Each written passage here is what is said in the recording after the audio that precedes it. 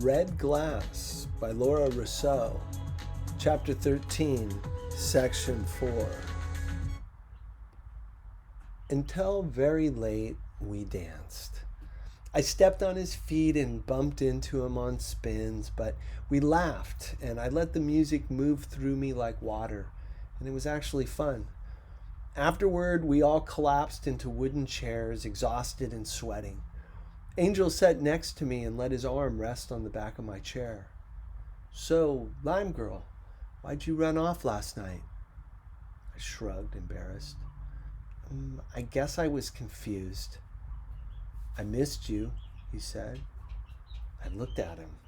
"Really?" He leaned into me and lowered his voice so low it crackled. "I dreamed about you last night, Sophie. You want to hear it?" "Sure." "You were inside a blue room at night. The moon was shining through the window. You were lying on a bed inside a white mosquito net. There was a red glass necklace around your neck. That's all you had on." I felt myself blush. He continued, "I looked at your hips, and I wanted to move my fingers over them. I wanted this more than anything." A heat gathered in my center and ran down my thighs. But when I came closer, I couldn't find the opening to the net, and I got tangled up, and you were inside watching me, smiling, but you didn't help me. I looked at him hard and tried to make out the pupils in the dark through his sunglasses. "I would have helped you." And then quickly, before I could change my mind, I asked, "You want to go for a walk?" He took my hand and pulled me up. I didn't look back to see Dika's reaction as we walked up the hill, past the outhouse, through the cornfield, to an open meadow. Here we sat down and tilted our heads back, watching the moon, half full above us, small and clear in the sky. Angel took off his sunglasses.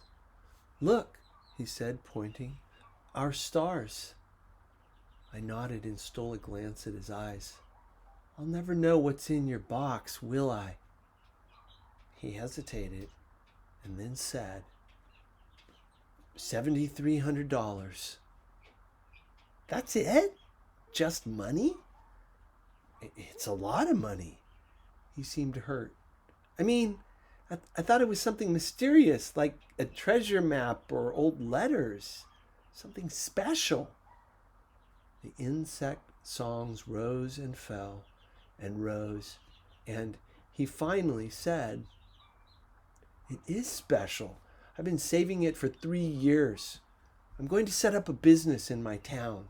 I tried to let the gravity of this settle in. He'd spent 3 years planning for this, and he'd probably been dreaming of it since he was a little kid. "Does anyone else know?" He shook his head. "Don't tell anyone. My dad thinks it's too dangerous there." My stomach clenched. "Is it?" "The war's over, but my dad says the soldiers kept their weapons and their way of thinking." Suddenly my chest ached. What if something happened to him there?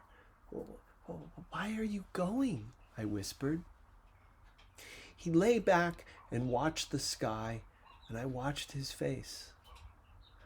"I always felt out of place in Tucson," he said, "like part of me was somewhere else."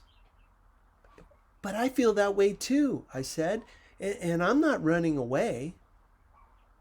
"I have to go, Sophie. You know how Pablo feels here at home with all these memories of his mother? I think that's how it'll be for me too." I wanted to touch the curves of his cheekbones. Instead, I stretched out on my back beside him. I thought of Dika's urgent voice. "You must to tell him, Sophie, you must." I thought of Nola, who let her one and only true love slip away. I took a deep breath. "Angel, I want to tell you something. I want to tell you that I stopped because what I'd rehearsed was, I love you and I want you to come back. But that suddenly seemed pointless and selfish. Isn't that what it means to love someone? To help him do what his heart is calling him to do? I looked at the sky because I was scared I'd lose my nerve if I looked right at him. My words came out slowly, drop by drop. Every time I look at the moon, I'll think of you, and this night, and the night in the van with you following the moon. And that first night, remember when you stepped off the bunk? Moonlight was coming through the window and sparks were coming off you. Did you know that? Sparks, like stars. And every time I see the stars, I'll see those sparks again. At first, it'll be a sad feeling, but over the years, it might change to a happy feeling with only a little bit of sadness. And maybe one day when I'm old like Nola and lying on the ground watching the sky, maybe it will fill me with complete happiness to watch the moon and the stars and remember you. I took a deep breath, held it, and waited. My eyes filled with tears. Crickets sang back and forth in waves. In the spaces between their songs, silence. I felt him staring at me. I dared to turn my face towards his. Tears were spilling out of his eyes. I wiped the tears from his face, and then, very easily, our faces moved together, and we tasted the salt on each other's cheeks, each other's lips.